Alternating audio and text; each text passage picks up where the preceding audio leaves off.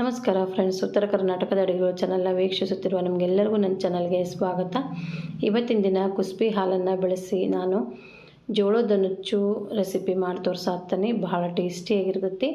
1 ಕಪ್ನಷ್ಟು ಜೋಳದ ನುಚ್ಚು, ಅರ್ಧ ಕಪ್ನಷ್ಟು ಕುಸ್ಬಿನ ತೊಗೊಳ್ಬೇಕು. ಜೋಳದ ನುಚ್ಚನ್ನ ನೀವು ರಾತ್ರಿನ ನೆನೆಸಿಟ್ಕೊಂಬಿಡ್ರಿ. ಕುಸ್ಬಿನ ಒಂದು 4 ತಾಸು ಮುಂಚೆನೇ ನೆನೆಸಿಟ್ಕೋಬೇಕು. ಕುಸುಬಿ ಸಹಿತ ನಾವು ಚೆಂದಾಗಿ ನೆನೆಸಿಟ್ಕೊಂಡ್ರೆ ಅದು ಹಾಲು ಚೆಂದಾಗಿ ಬರೋದು. ಈಗ ನಾನು ಇವೆರಡನ್ನ ನೆನೆಸಿಟ್ಕೊಳ್ತೀನಿ. ಜೋಳದ ನುಚ್ಚು ಮಾಡೋದು ಹೆಂಗೆ ಅಂತ ನಾನು ಆಲ್ರೆಡಿ ವಿಡಿಯೋ ಮಾಡಿ ತೋರಿಸೇನೆ. ಡಿಸ್ಕ್ರಿಪ್ಷನ್ಸ್ ಬಾಕ್ಸ್ನೊಳಗೆ ಲಿಂಕ್ ಹಾಕ್ತೀನಿ, ನೀವು ಆ ವಿಡಿಯೋನ ಒಂದು ಸಲ ಹೋಗಿ ನೋಡಿರಿ. ಇಲ್ಲಿ ನಾನು ಕುಸುಬಿ ಹಾಲು ಮತ್ತು ಜೋಳದ ನುಚ್ಚು ನೆನೆಸಿಟ್ಕೊಂಡಿದ್ದೆ. ಈಗ ಒಂದು ಕುಕ್ಕರ್ನಾಗ 1 ಕಪ್ ನೀರಿಗೆ 1 ಕಪ್ ಜೋಳದ ನುಚ್ಚಕ್ಕೆ ಒಂದು 4 ರಿಂದ 5 ಕಪ್ನಷ್ಟು ನೀರು ಹಾಕಿ ಕುದಿಯೋದಕ್ಕೆ ಬಿಟ್ಟಿದ್ದೆ. ನೀರು ಕುದಿತಿರ್ಬೇಕಾದ್ರೆ ನಾವು ಜೋಳದ ನುಚ್ಚನ್ನ ನೀರನ್ನೆಲ್ಲ ಬಸ್ತು ಜೋಳದ ನುಚ್ಚನ್ನ ಹಾಕ್ಕೊಳ್ರಿ. ಒಬ್ಬೊಬ್ಬರು ನೀರು ಸಮೇತನ ಹಾಕ್ತಾರೆ, ಆವಾಗ ಅದು ಭಾಳ ಹುಳಿ ಅನ್ನಿಸ್ತೈತಿ, ತಿನ್ನೋಕೆ ಆಗ್ತಿರೋದಿಲ್ಲ. ಅದ್ರ ಸಲುವಾಗಿ ನಾನು ಏನು ಮಾಡಿದೆ ಅಂದರೆ ನೀರನ್ನೆಲ್ಲ ಬಸ್ತು ಬರೀ ನುಚ್ಚು ಮಾತ್ರ ನಾನು ಇದಕ್ಕೆ ಸೇರಿಸ್ಕೊಂಡು ಕುದಿಸ್ಕೊಳತ್ತೀನಿ. ಒಂದು 2 ನಿಮಿಷದವರೆಗೂ ಬಿಡಲಾರ್ದಂಗೆ ಇದನ್ನ ನುಚ್ಚನ್ನ ಕೈ ಆಡ್ಕೊಳ್ತಾ ಇರ್ರಿ, ಅಂದ್ರೆ ಗಂಟಾಗೋದಿಲ್ಲ. ಉಪ್ಪು ಹಾಕ್ಕೊಳ್ರಿ, ರುಚಿಗೆ ಬೇಕಾಗುವಷ್ಟು ಉಪ್ಪು ಸೇರಿಸ್ಕೊಂಡು ಇದನ್ನು ನಾವು ಕುದಿಸ್ಕೋಬೇಕು.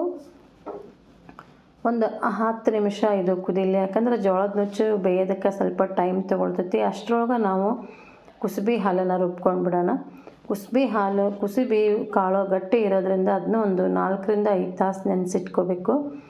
ಕುಸುಬಿ ಚೆಂದಾಗಿ ನೆನೆಸಿರೋದನ್ನು ತೆಗೆದು ಅದನ್ನ ಒಂದು ಜಾರಿಗೆ ಹಾಕಿ ನಾವು ಇದನ್ನ ಮಿಕ್ಸಿ ಮಾಡ್ಕೊಳ್ಬೇಕು. ಒಂದು ಸ್ವಲ್ಪ ನೀರು ಹಾಕಿ ನುಣ್ಣಗೆ ರುಬ್ಕೊಂಡು ನಾವು ಇದನ್ನ ಹಾಲನ್ನ ತೆಗಿಬೇಕು. ಒಂದು ಜರಡಿಗೆ ಹಾಕಿ ಶೋಧಿಸ್ಕೊಳ್ರಿ. ಮೇಲೆಲ್ಲ ಕುಸುಬಿ ಸಿಪ್ಪಿ ಬರ್ತೈತಿ, ಕೆಳಗೆ ಹಾಲು ಬರ್ತೈತಿ. ಇದೇ ರೀತಿ ನೀವು ಒಂದು 2 ರಿಂದ 3 ಸಾರಿ ಮಿಕ್ಸಿ ಮಾಡಿಕೊಂಡು ಈ ಒಂದು ಕುಸುಬಿಯಿಂದ ಹಾಲು ತೆಗೆದುಕೊಳ್ಬೇಕಾಗ್ತೈತಿ.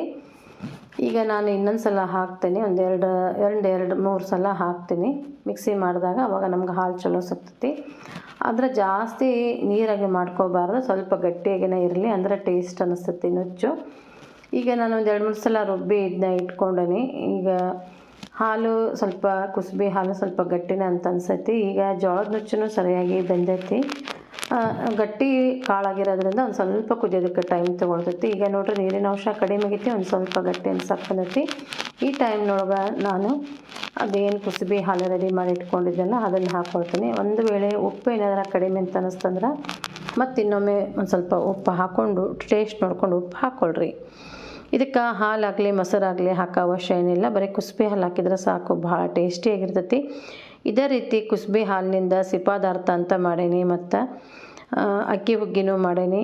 ಭಾಳ ಟೇಸ್ಟಿಯಾದಂತಹ ರೆಸಿಪಿಗಳು. ನೀವು ಒಂದು ಸಲ ಡಿಸ್ಕ್ರಿಪ್ಷನ್ಸ್ ಬಾಕ್ಸ್ನೊಳಗೆ ಲಿಂಕ್ ಹಾಕ್ತೀನಿ, ನೀವು ಒಂದು ಸಲ ಚೆಕ್ ಮಾಡಿರಿ, ನಿಮಗೂ ಇಷ್ಟ ಆಗ್ಬೋದು ಈ ರೆಸಿಪಿ. ಈಗ ಹಾಲು ಹಾಕಿಂದ ಒಂದು 4 ರಿಂದ 5 ನಿಮಿಷ ಸರಿಯಾಗಿ ಕುದಿಸ್ಕೊಂಡು ನೀವು ಕೈ ಬಿಡಲಾರ್ದಂಗೆ ಇದನ್ನ ಮಿಕ್ಸ್ ಮಾಡ್ಕೊಳ್ತಾ ಇದ್ದು ಸರಿಯಾಗಿ ಬೆಂದ ಮೇಲೆ ಈಗ ಒಂದು ತಟ್ಟೆಗೆ ಹಾಕಿ ಸರ್ವ್ ಮಾಡ್ಕೊಳ್ತೀನಿ. ಬಿಸಿ ಇರುವಾಗಲೇ ತುಪ್ಪ, ಉಪ್ಪಿನಕಾಯಿ ಮತ್ತು ಬಾಳ್ಕದ ಮೆಣಸಿನ್ಕಾಯಿ ಈ ಥರ ಇದ್ರೆ ಭಾಳ ರುಚಿ ಅಂತ ಅನಿಸುತ್ತೆ. ನೀವು ಒಮ್ಮೆ ಟ್ರೈ ಮಾಡಿರಿ. ಮಾಡೋದು ಭಾಳ ಸುಲಭ ಮತ್ತು ಆರೋಗ್ಯಕ್ಕೂ ಭಾಳ ಒಳ್ಳೆಯದು. ಈ ರೆಸಿಪಿ ಇಷ್ಟ ಆದರೆ ವಿಡಿಯೋಗೊಂದು ಲೈಕ್ ಮಾಡಿರಿ, ಹಾಗೆ ನಿಮ್ಮ ಫ್ರೆಂಡ್ಸ್ಗೆಲ್ಲ ವಿಡಿಯೋನ ಶೇರ್ ಮಾಡಿರಿ. ಹೊಸದಾಗಿ ನನ್ನ ಚಾನಲ್ನ ನೋಡೋರು ಪ್ಲೀಸ್ ನನ್ನ ಚಾನಲ್ನ ಸಬ್ಸ್ಕ್ರೈಬ್ ಮಾಡಿಕೊಂಡು ವಿಡಿಯೋನ ನೋಡಿರಿ.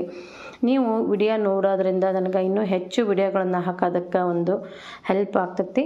ವಿಡಿಯೋ ನೋಡಿದ ಎಲ್ಲರಿಗೂ ನಮಸ್ಕಾರ, ಧನ್ಯವಾದಗಳು.